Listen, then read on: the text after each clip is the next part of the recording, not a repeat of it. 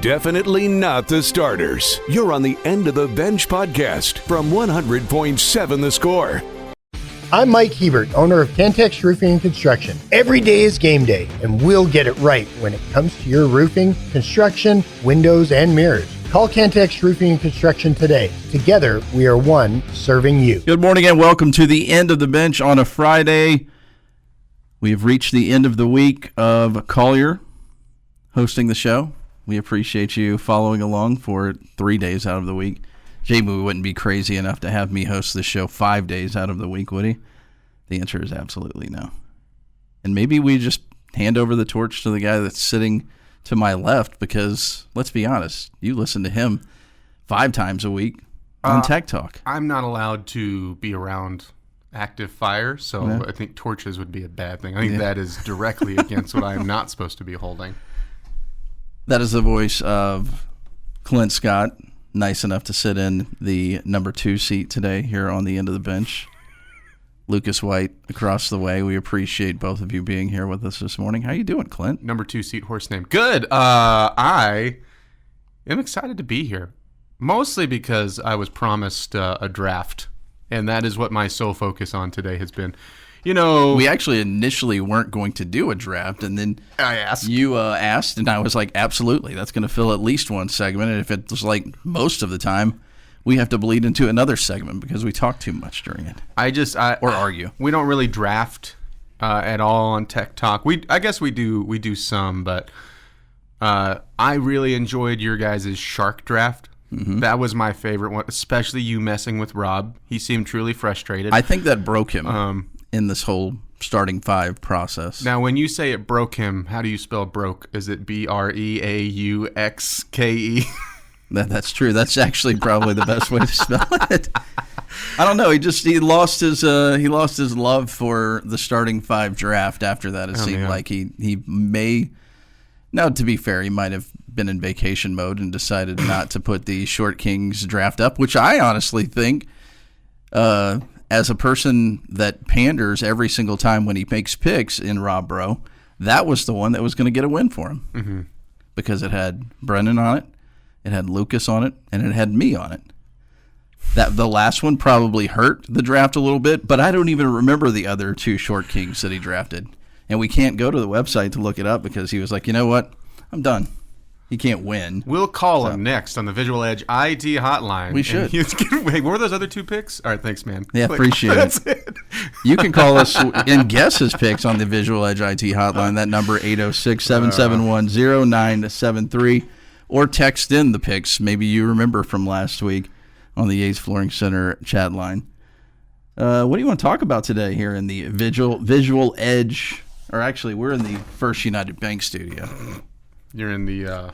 I'm in the Visual Edge IT hotline. What is this remote? I don't know. There's brand? so many remotes in here. Rob's in charge of the remotes. In the Sony Bank studio that would explain why we don't have the TV on the entire week.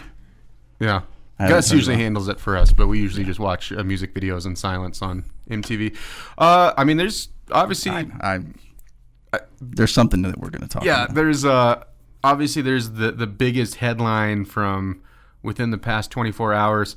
And I got to say, man, it's where you are right now with recruit. I mean, mix everything together. And if you want to do big, broad view, you can pull in the season that you just had with basketball and then everything you've done with softball too. But for football, is there a program, before we see wins on the field, before we see any sort of play, and I get that this, I mean, it has to happen. It has to follow with wins. But is there a program, I just did Brian Windhorse fingers. I've been doing this a lot. Why is that? Why is that? Why are you doing that? Is there a program with a more meteoric rise right now than what Texas Tech is from the national scale and actually getting things on paper? And I mean, just what you've done to elevate yourself? Yeah, no, there's not. I mean, what they're doing now is they're like the trailblazer of this NIL era, right? And frustrating a lot of people in the process. I mean, when you can go into somebody's backyard, and obviously we're talking about the recruiting and the commitment of Demarion Guyton, which we will talk about a lot a little bit later here in the first hour. We will actually hear from Guyton during his press conference or his media availability after committing to the Red Raiders yesterday. But to go into the backyard and get a guy that Georgia was the first to offer a scholarship to, which, you typically do that to who's considered the best, depending on the recruiting services, the best player and best edge rusher in the nation, and get him 2 years. Like, this is like prime, I'm going around the country and getting free trips time, you would think. But also, I totally understand why everything's being sped up as well. Yeah. Money-wise. But to be able to lock somebody down like that quick. And that's something you've done really well, but like with some of the 3 stars you really like, right? Yeah. And now you're starting to do that with some of the 4 stars. And this is, again, credit to James Blanchard, but I think of this regime, one of the best things you've done in recruiting is you've been on guys early. Yeah. Early. And so it's fun to see that now starting to pay dividends with like better and better recruits. Yeah. It's not always going to be the case, right? This is what you want. Eventually, you're going to be like, you're going to be on the board with some people and lose out on a 5-star, and we're going to be, oh man, how could you lose that guy to Tennessee? And that's a great place to be at. Right? Yeah, and you have to even it out, though. I mean, and you still have steps to get there, by the way, but just think about where you are compared to 3 years ago in this entire process. Yesterday, when that broadcast started, obviously I'm running it and I want them to get a player of that caliber, but I went into it, it's kind of like watching, I don't know, Harlem Globetrotters game against the Washington Generals or whatever. You know who's winning the basketball game. Unless I'm in the arena and wanting to be part of it, I'm not going to watch a Globetrotters game on TV. When I pulled that stream up, I knew what was going to happen. So I wasn't necessarily excited to watch it. I was busy writing and preparing for what I was going to have to talk about, because we're to the point where you expect Texas Tech to get a 5-star prospect anytime you see a list like, at least I do. Every time I've seen somebody on a 5-star list like that and the publicity coming out, I think that Texas Tech's getting them. Not the complete. When I see Georgia, I see all of these other. I'm thinking Texas Tech is getting that person, and there's no way on planet Earth you could have told me that 3 years ago. From the past 8 months, yeah, my brain has been trained that way. Yeah. And the other version of that too is like when I saw an interesting player go in the portal, I was doing the Red Raider. Yeah, and now, jokingly though at first, and then it felt like, oh well, as soon as if you want him, you'll get him. That's what it felt, and that's the world you're living in right now. And I mean, enjoy the stroke of success you've found, right? Because I've seen some like, oh, you're even going to get him on campus. Enjoy what's happening right now, and then again, hopefully you're getting wins from it. That's the big thing. But I would venture to guess, adding this talent, that's something that will happen. And we'll discuss why I think the hopefully you get him on campus thing is kind of slowly dying a little bit later here in hour number 1. Definitely not the starters. You're on the End of the Bench podcast from 100.7 The Score.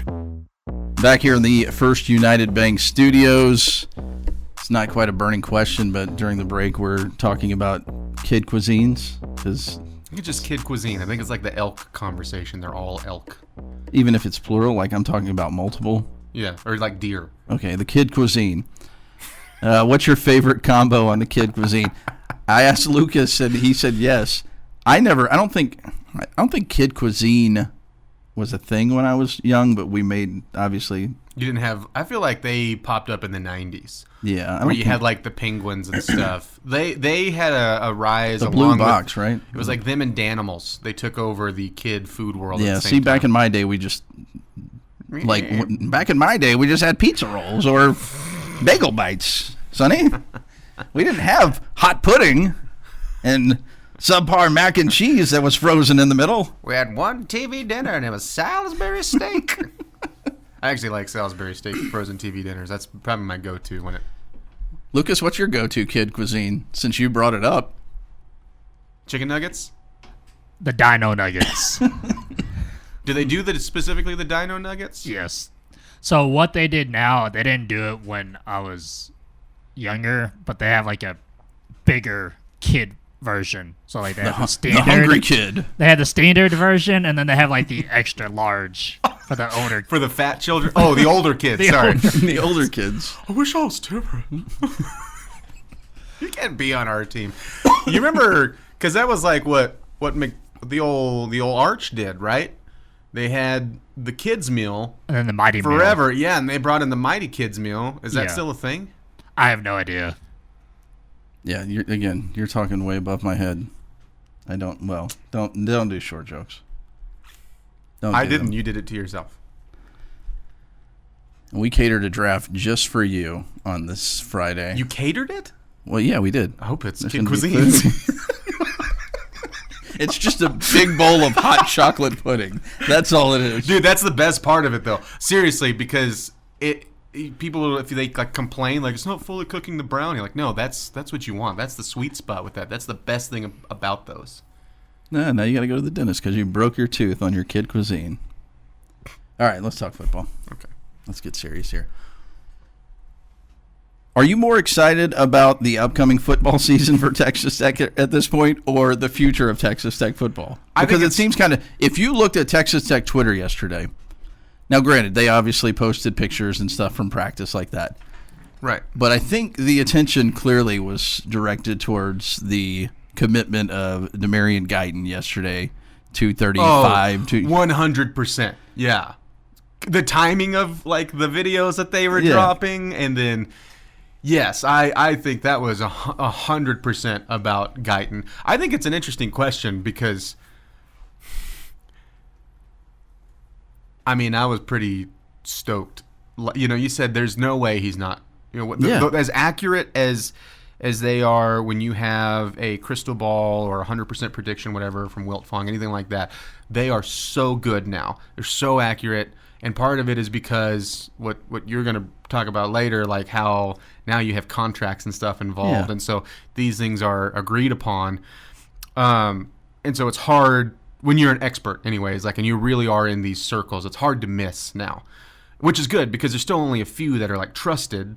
Yeah. And when you see that, it's like, okay, well, there's no way that they aren't wrong unless it's just some wild flip at the end. You're going to see more correct with those predictions than you are wrong. And I would think, like, even then, it's like a last minute, they're like, we're hearing this is flipped. Well, and look, like 95 to 5%. This is not the first time I've said this and been accused of this. I'm kind of cynical in these type of things, and I think stuff in some situations are planned. Uh-huh. I think that maybe James Blanchard talked to a guy at On3 about the stuff that came out about, you know, paying players more money than other people will earlier this week for a reason, because it was known that he had a commitment coming up later in the week, right? Mm-hmm. It just seemed like it all timed, and then later that day, that same individual that had the story with Blanchard, I'm assuming he probably did it earlier in the week, crystal balled that Guyton would be. I mean, I'm certainly not the only one that thinks this type of stuff, but I tend to be a little more cynical on the entire thing. Not that that's a bad thing. I'm just saying it's become easier and easier to assume that Texas Tech is landing kids like that, and that's a great place to be. I mean, not that you're not excited about it, but to be in the shoes of a Texas Tech fan right now, I totally understand the excitement, and it's got to be a great time. But at the same time, you still, I want to be like, hey, let's watch the football game that's going on in a couple of weeks. But even then, I tuned in yesterday to the live feed to watch him commit to Texas Tech. Yeah, exactly. You weren't going into it, and still though, when he stood up, I think there's still a part that's like, oh, this is still a brave new world, and I think that way. And then you get to it, right? And he's got a suit, or he's got a tie and a shirt on. He takes the jacket off, takes the tie off. And he's like, I'm not gonna mess around. I like that they didn't dance around it forever, and they asked him a few questions, just for their production value, whatever. He didn't I'm going to this hat. I'm going to this. And he still, he takes off the shirt and turns around, and obviously he's got a black short sleeve shirt underneath. Yeah. And he turns around, and I'm thinking that's going to be the shirt, and he's going to pop around, and it's boom, Tech logo. Yeah. And then he starts to take that shirt off with another shirt underneath, and it's a little more gray. And all of a sudden, I'm thinking Tennessee grays. He didn't even visit Tennessee. South Carolina, they have a gray. Georgia has some gray. And I'm so there's still this moment of oh my gosh, he's not. Are we about to get bamboozled? Yeah. He turns around, boom, there's the double T logo. That for me, that 2 seconds felt like 10 years. Turns around, boom, you have the commitment, and then it's okay, let the storm just blow on of all the excitement and stuff like that. And so for 12 hours, to answer your question, it was more excited about the future. Yeah. But now that I've had some sleep, just a little bit, woke back up, and it's okay, I'm with you. You be excited for both. Yeah.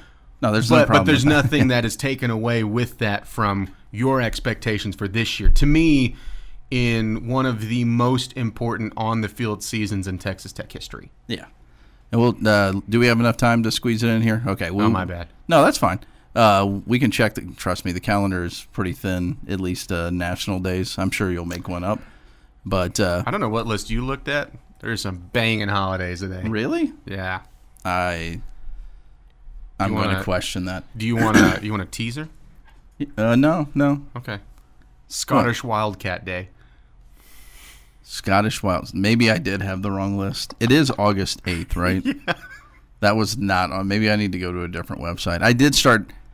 Whenever I did this, I was obviously the National Day guy the first time around, and I used the same website as Rob Rowe that kind of crashed his computer a few months ago. So maybe I'm going to the wrong place. Maybe they just stopped repopulating there.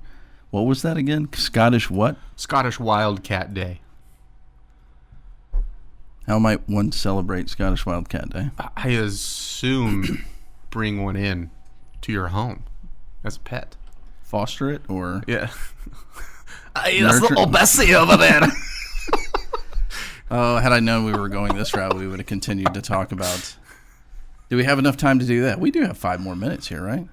What are you talking about? I don't know the clocks times. Are you looking at, dude? We come back at 45. That's what we do, right? Well, don't peel the curtains back. Dude. Actually, you want people to know when we're coming. Yeah, we're coming back. We do have to check the calendar. Hey, at 10 o'clock, we will get to the H Flooring Center chat line. Again, I don't pay attention to it, and clearly Clint's over here. I don't know what Clint's doing here. I'm happy he's here. I'm having a good time. I'm glad Clint Scott is in the studio today on a Friday. We've got a draft catered specifically for him. We did Short Kings last week. If you know anything about Clint Scott, you can probably figure out which direction we're going with the draft Fat this Kings. week. Yep, there we go. Kid Cuisine Kings. First draft pick, Emerald. All right, we'll check the calendar coming up. No Guy Fieri. Dang it. After the break, here on the end of the bench on 100.7, The Six. Playing time is not required. This is the End of the Bench podcast from 100.7 The Score. Frantically typing out my picks for the Tall Kings draft here on the End of the Bench. Thanks for joining us here on a Friday, midway point of the show here. Well, for some of us, not all of us. I think the goal of Jamie Lent this week was to see how many different people I could host a show with. It's the Choice Woodman effect. Yeah, the Choice Woodman effect. Yeah, Which I guess that's a good problem to have, right? There's some form of trust, or just everybody is on vacation. One of the two. I'll just throwing things at the Collier wall to see what sticks. See what sticks. Stick around for hour number 3 to find out who is stuck with me. His mystery partner is. Sorry. All right, so we're going with Tall Kings. We did we kind of discussed this. It varies. It's not just one height. So depending on your profession, yeah. And we've also discussed this as well. Females, obviously, we've made the agreement, right? I'm setting the ground rules now because two of the people in this show complain about this. I'm new, man. I'm a guest here. I'm not saying names, but it was mentioned during a break that 5'11" was tall for a female. Sure. There, Gonna see, lose. he sounds okay. Nevertheless, the ground rules have been set. You can't go with a 5'9" basketball player. Apparently, you can go with a 6'9" point guard, which I still don't buy, but that's okay. Right? Sure. And we spun the wheel. Can you give us the draft order, sir? The order was Lucas White first, David Collier second, and Clint Scott third. And he's asking this now. I hope we're snaking. We are snaking. Okay, yes. good. Yes, we are snaking. All right, so let's get this show on the road. Lucas, start us off. I'm going to select Dwayne Johnson. Ooh, going 6'5". Rock right out of the chute. Wow. I'm going to go with another great actor and wrestler. Probably a better wrestler than actor. I'll go with one Andre the Giant. Dang it! I had Andre Rene Roussimoff as my number 1 overall pick. You guys were kind. You offered that I could take the number 1 overall pick. And I said, no, let's do this fair. Let's let fate decide. And now that my number 1 overall pick. You changed your mind. Let's start over. So Right. I'll go Andre the Giant. All right. Well, that's not great for me. Well, then I'm going to stick with, I guess I get back-to-back. So with my first overall pick, I would like to take Yao Ming. I am going to the sport of basketball. I'm going to try to mix things up here, but I'm going right off the board with a basketball player. Okay. And now it's back to me. With my second pick for the CS Lessertons from the sport of baseball, on the mound, you know him, you love him. Unless you're a bird, I'll take Randy Johnson. That was my number 3 on my board. That's tough. And you have a board of like 30 people. I had 17 on my board. Yeah, I've got like 7 people on my board. I have 0. I'm winging it. You're winging it. Good. Just like that one bird that Randy Johnson killed. All right. Have you seen his logo for his photography company? No. It's a dead bird flipped upside down. Yeah. It's awesome. All right, so it's me, right? I'm Yep. up. All right, with my second pick here, I'm going to go with verified as the tallest human in recorded history. Give me Robert Wadlow. Dang it. 8'11", Robert Wadlow will be my second pick. You stop looking at my board. You can't go any higher than that. By the way, tallest of Weird the Al tall kings. Yankovic is 6 foot tall. If anybody needed to know that in their Yeah. life, I checked. I avoided him because of that. I was like, that's borderline. If I can say you're not necessarily that tall, you're not tall. Yeah. All right, who's next? And be One Lucas White, White. winging it. Yeah. So I got 2 picks. So I'm going to go with Ed Too Tall Jones. Ooh, I had that on my list as well. Yikes. I mean, it's in the name. How tall is he? You can't do it unless you know how tall. 6'9". I know. I'm just Very tall. yes. And then for my other pick, I will go with Kareem Abdul-Jabbar. Ooh, that's a tough one too, right there. I'm not gonna lie. You should draft Lou Alcindor. You know what? That's a good call. I might do that. That version had a fro, so he's even taller. Taller, yeah. His version was bald and was wearing goggles. So You know what's tough about this? And there's no exaggeration on my list. You guys have cleared off my entire board. sweet. I really thought that I would get either Kareem or Randy Johnson during this process. Do I go with an actor here? I don't know that this is going to go over very well, and this might cost me, but I'm going to go with Vince Vaughn, who I believe is 6'5". Okay. Yeah, he's a big actor. Yeah. Yeah. Kind of like towing the line. Are you just going after height, or are you going after the mix of height and likability? Yeah. Yeah, So I was going I get towing that line. All right, I'll be the first one to dip into politics, and I'll take our nation's tallest president of all time, Abraham Lincoln, with the top hat. So with the top hat, he's like 6'7". That doesn't count. Boy, this is tough. All right, do I want to go? I've got 2 more picks. When do I make this pick? Nah, you guys aren't taking it. I don't want to take another basketball player. I have yet to take a basketball player. You You guys know went what? the easy route. You know what? I'm going to go with who I was going to take as an actor. Because he's probably not as famous as yours, but he is taller, and I enjoy him very much. Give me Brad Garrett. It's the tallest actor on the list that I saw, which clearly didn't. Also, the deepest voice on there. I was going to take Patrick Warburton, but he's not as tall as I thought he was. He's 6'3", which is still tall. All right, so it's back to me. Is 6'3" tall? I mean, I just said that about Patrick Warburton, but sure. Dig your own grave. Is 6'3" tall? Golf. Oh, yeah. I mean, 6'3" sure. golf? What a value pick this is. I'll go with Scotty Scheffler. Who's the tallest golfer? Did you Google that? I was until I came up to Scotty Scheffler, I was going to go with Stuart Sink just so I could laugh at his bald head that's completely white and the rest of his body tan. He's 6'5", but I'm going Scotty Scheffler at 6'3" with my pick. Somebody named Christo Lamprecht, who's 6'8". 6'8". I was just trying to go off the board. Mean anything to you?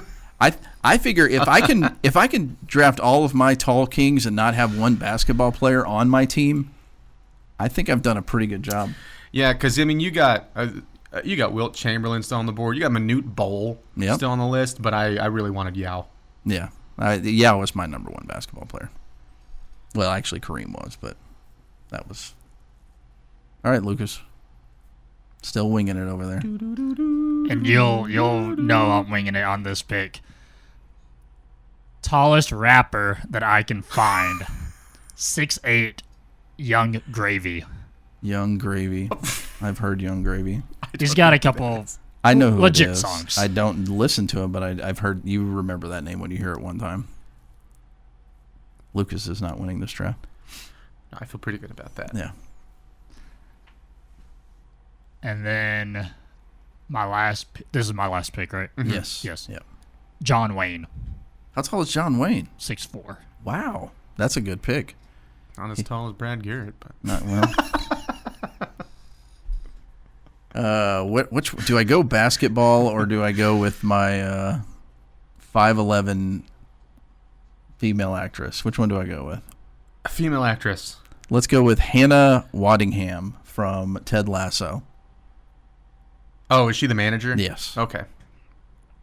She was on whatever Kimmel. She was on Kimmel last night, and I'm like, yeah, she's tall. That was my research. I was like, she's tall. That'll work. Okay, with my final pick, do I go beloved children's character or do I go Olympian? I would go with the children's character. You go off the board, so it's non-sports. Mr. Irrelevant, in his 8-foot yellow frame, terrorizing children, Big Bird. That's a pretty solid pick. Just beating out Katie Ledecky. Probably not great as an American to say that. But Big Bird's taller. Is that real, though? Yeah, the costume's real. That's the true. terror as a child should be real. I'm not you have gonna... a prehistoric... What's the deal with prehistoric beings being children's characters? I looked at Barney, too, but it was kind of hard. It's like it's either 6 foot or 7 foot. And I was like, that's a foot different. Google.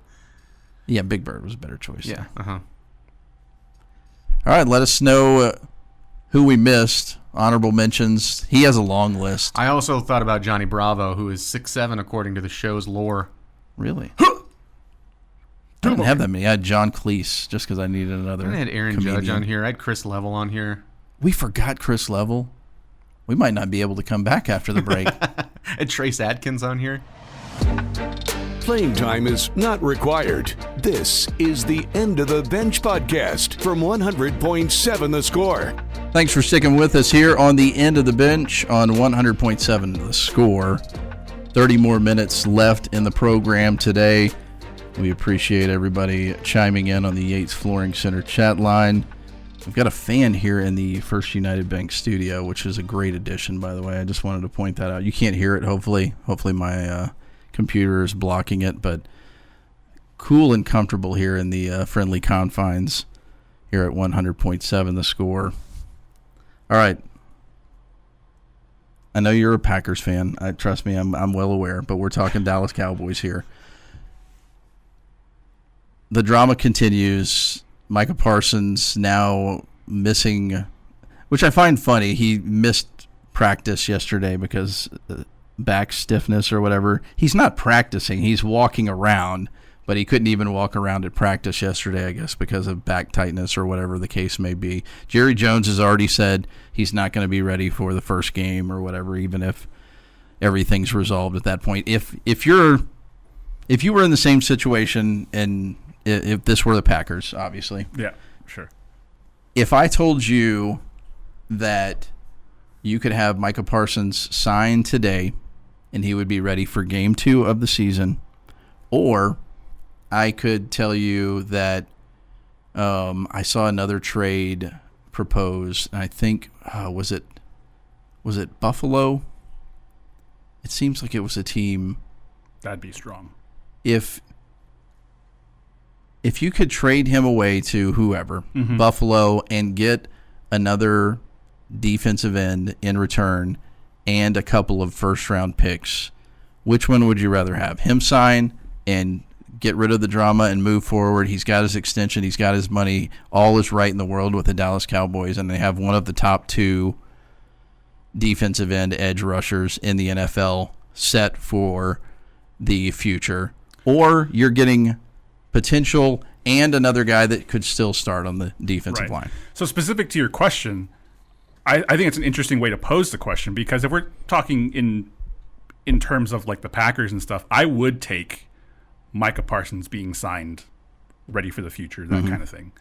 Trade away what you have to, like that, or have him set, for the future and stuff. In the case of a lot of teams, actually. Speaking of the Cowboys, though, I think the Cowboys should trade. Just move on. Yeah, I think they should move on. And that's because of the Cowboys' specific situation where they're basically in cap hell. And, I mean, they have so much not going on for them. Yeah. You know, I think they're going to learn sooner rather than later that the coaching situation is not ideal. They didn't do a ton in the offseason to shore up their roster. You know, did make some moves. There's some Ezekiel Elliott isn't your lead rusher anymore, that, you know, things of that nature and stuff. But if you were able to bring in an edge rusher that wouldn't be of Micah Parsons' caliber but still offered you something off of the edge, and you had something set up for the future, which you need, because that kind of draft capital hasn't been there for the Cowboys, at least not in ideal positions where you most need them. You could maybe package those and move up. The last opportunity the Dallas Cowboys have had for a really good draft pick, they used on Ezekiel Elliott, which was, you know, top 5 and stuff. So, and that's been a while. Yeah. So being able to either load up on some draft picks for Micah Parsons in the Cowboys situation, I think would be ideal. Yeah. If we're talking about most teams, though, like speaking of the Packers, I'd take the Micah Parsons extension. Yeah. Lucas, do you have a preference? I just think it's still going, even if he does re-sign and everything is right contractually, I still think that there's going to be tension. Yeah, there's going to be tension. There's going to be drama. It seems, not that I'm saying other people don't have drama, but with his podcast and everything, it seems like he's always talking about something that even when there wasn't contract issues, he'll always bring up something that draws attention to him. That you know what I'm saying. There's always a side story. Not that it's anything bad. It's just extra attention. He wants to be the center of attention of everything. So I think I agree with Josh. I think they should trade him, just kind of let bygones be bygones and let him continue his career somewhere else. I feel like there are fans that have mentally accepted that he won't be a part of the team anymore. So I think if they can I know we discussed with Snead teams that would be a good fit for him aren't necessarily the teams that are going to be going after him. Buffalo would be good. So it'll be difficult to find a team that, I mean, obviously a player doesn't have 100% of the save to where he gets traded, but I think you got to look at value of players that they will get in return, some picks that they could get also for Micah. And I think there are a couple teams that could be in the mix for him, but I think ultimately they just got to kind of let him go and say that experiment didn't work, and they just got to move on to the next man up. It's also saying that it's not that he's not worth whatever you would be signing him for, but also spending that much money when you're already in a pretty bad contract situation or salary cap situation is not ideal. And I mean, you had him last year. Yeah, your team still wins. That's what I'm saying. If you can get something out of him, but if you're in a win now mode, that obviously Jerry Jones it believes he's in. Yeah, believes he's in. More than anything, it's going to be a tough thing, and it is hard to think about giving away one of the top defensive players in the league right now and having that come back to bite you. And you figure if he's not happy, how much effort is he going to put out on the field, if any? I will say this for him. I bet if he's on the football field, he seems like a guy that's going to go all out. Because you remember, I think they were on Hard Knocks during maybe his rookie year, and they wouldn't play him that many reps in the preseason, and he was getting mad. And Leighton Vander Esch was, I think that's right, Leighton Vander Esch. Do you remember Vander Esch is over there like, dude, chill out. It's a preseason game. Let other people get reps. You don't need to play. And even like Vander Esch is like, you're trying too hard. You're making the rest of us look bad, rookie. Stop doing this. So I honestly think once he's on the field, he doesn't know how to turn that switch off. So I'm not necessarily concerned about that. That's also his resume too. I don't know. I don't buy players really, taking snaps off and stuff. I'm sure there are some that do, but every snap is the resume. Yeah. Well, especially if you're getting paid, but then again, having back injuries and stuff like that doesn't seem like it would help the negotiation process. Yeah, fair. If we all believe that there's actually a back injury involved there. He's holding in or something like that. Yeah, well, he's technically holding in anyway when he's just walking around practice, so he doesn't have to pay that $50,000 fine for every practice he missed. Because if you're standing there at camp and not practicing, you're there. You're there. Maybe they were working on a contract yesterday. Maybe that's why he wasn't in practice. And we'll just find something out over the weekend. That's the biggest news you can get as a Dallas Cowboys fan over the weekend anyway. But you can watch or listen to the Dallas Cowboys. You can watch them as well, but we prefer that you listen to them on Double T 97.3 tomorrow at 5 o'clock. Our coverage begins there.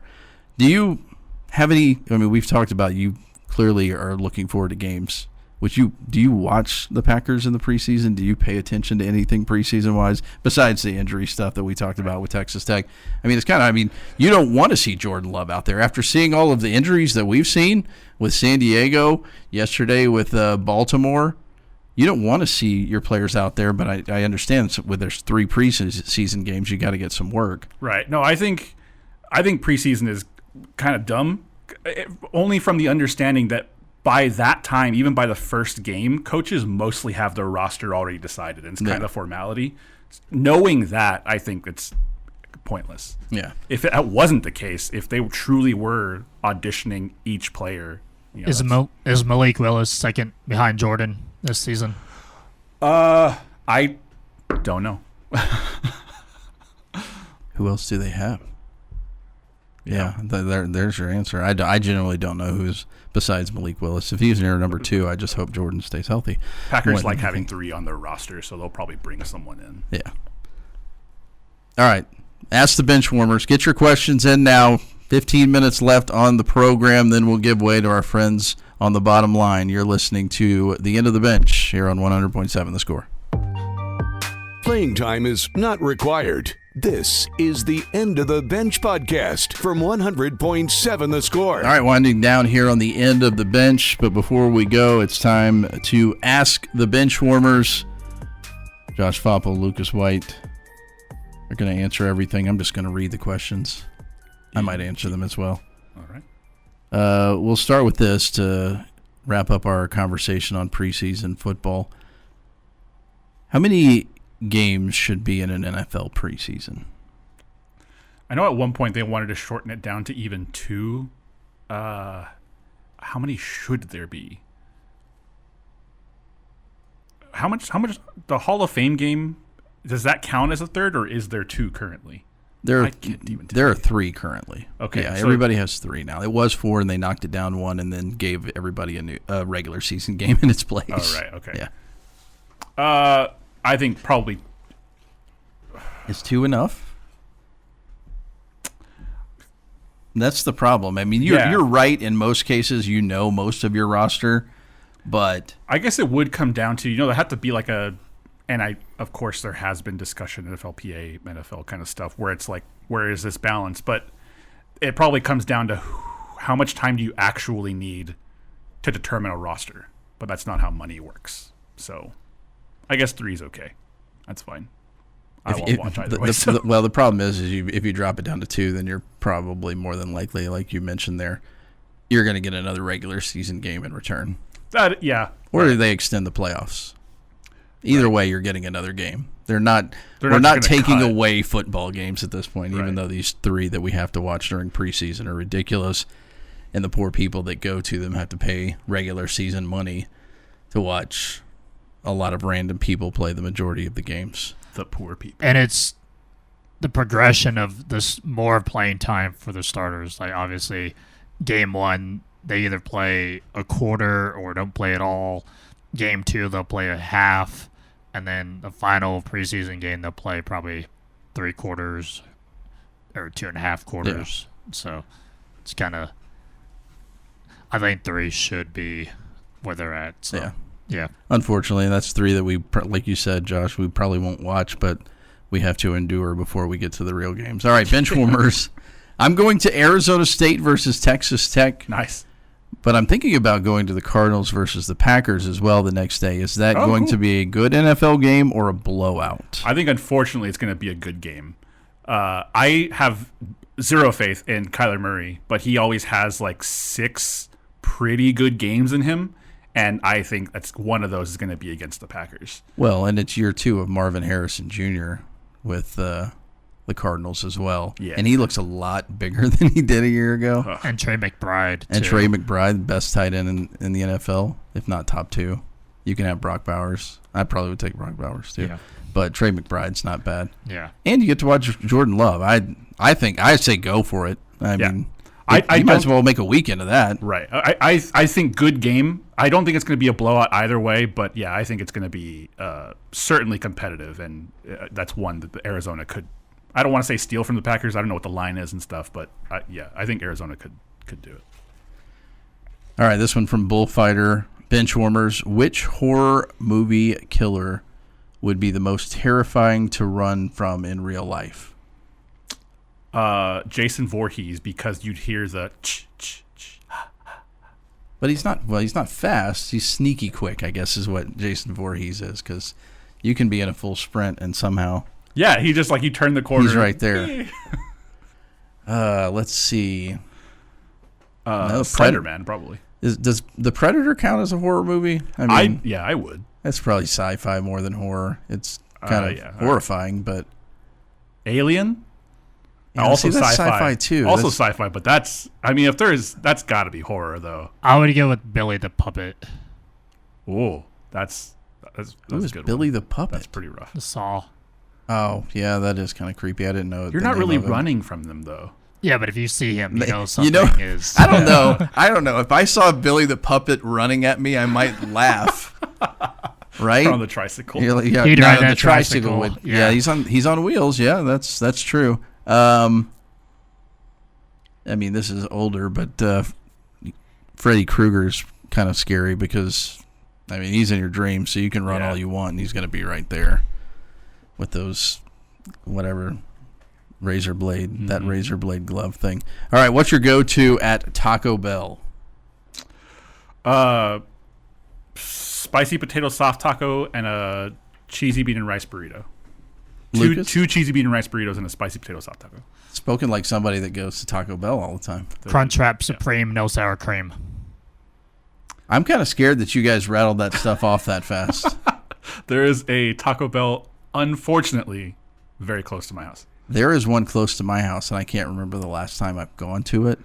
I don't have an honest answer that I can throw out there for you because I don't remember the last time I ate at a Taco Bell. Dude, you're a family man. I am a single guy. But to be fair, we have people in our house that like other taco places, and we definitely frequent those taco places. I don't have an answer. You know what? The last time I ate Taco Bell, I probably ate some of the what are those fries called? Oh, nacho fries? Nacho fries. I ate nacho fries because a coworker hates them, and I would get them. Oh, that's funny. Yeah, so that would be the only. Sorry, I have no go-to at Taco Bell. I couldn't even. They have chicken there now. I know that, right? It's a chicken place, is what I hear. No free ads. All right, Benchwarmers. What challenge does Collier have to do so he shaves that beard of his? That's not happening. For one, I don't lose challenges. Oh. Or lose or pick them on Friday. Right, Lucas? Do I lose? Very rarely. Twice? Ever? You've lost, but not as frequently as some frequently that as are others. currently in the studio talking on a microphone right now. Josh hasn't lost any, right?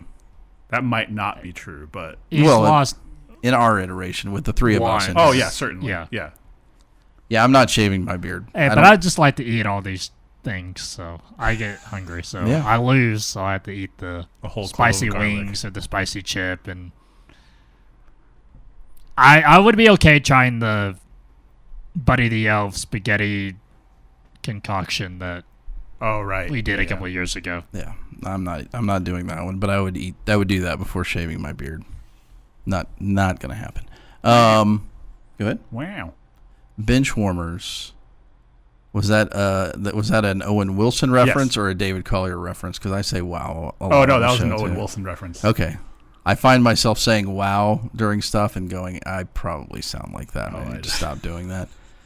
Bobby Hot Dogs for both of you guys. You guys must spend a fortune on toilet paper, right? I exclusively poop at work. Can we get that as a drop for a high and low?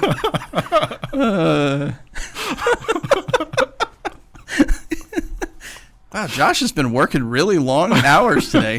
He ate Taco Bell for lunch. He's going to be here for a while. Working overtime. Also on the H Flooring Center chat line, and this might be a possibility given the issues with Micah Parsons. David Bailey, next Cowboys edge rusher. Ooh. That wouldn't be bad. Where's he projected? Have you seen projections on where David Bailey, Texas Tech's edge rusher, is slated to go in the 2026 NFL draft? I would imagine pretty. I saw second round a couple weeks ago, so I think obviously when the season is in full swing, it'll kind of get a good measurable to where I can see him first, second round. Definitely. So, I mean, he's the highest rated player in college football, 26 on the Tech roster. Yeah. So It'll probably move, probably where it's going to stay the rest of the season, higher or up or down after the Utah game, because those are your first round tackles probably. How do you pronounce the word that Resident Aggie said there at the end of the most recent post on the Yates Flooring Center chat line? Collier, at least you don't say whoa. Like, is that whoa? How's it spelled? WHOAAH. Whoa. Whoa. Who does that? Do I do that? I don't know. I think of Bill and Ted's Excellent Adventure. Oh. I think of Keanu Reeves with that. I wouldn't be, well, that Keanu Reeves character, I don't know that I want to be compared real to. quick, the highest that they have David Bailey right now is 17th overall to the Washington Commanders. Oh, we don't want that. You do. Real quickly, I'm going to point out that my team might draft David Bailey as we head into the final seconds of the show. Josh, we appreciate you. Thanks for sitting in the final hour. This has been the end of the bench. Bottom Line is next on 100.7 The Score. This has been the End of the Bench podcast from 100.7 The Score. Go to 107thescore.com for more from the Double T Sports Network.